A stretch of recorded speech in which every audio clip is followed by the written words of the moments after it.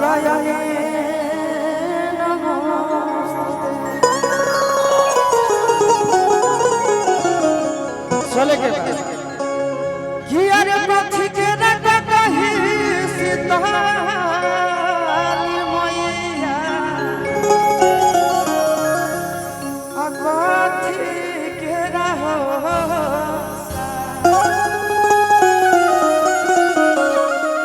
भैया मीठा मीठा ताली से सब कोई सपोर्ट कीजिएगा ना अपना भाई को, पक्का ना। चलिए ए मास्टर की कथी के रटो कही सीताली मैया कथी के रहो।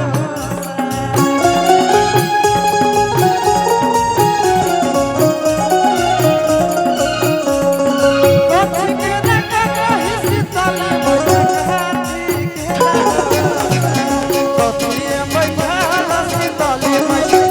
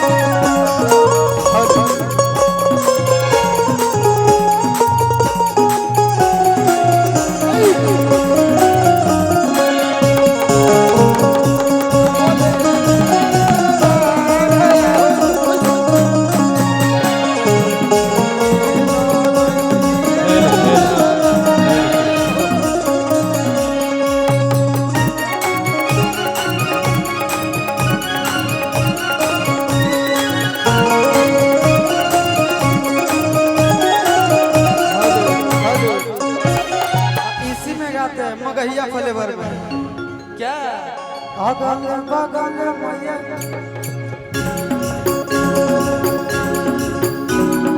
ए अगल बगल मैया धूप के ढेरिया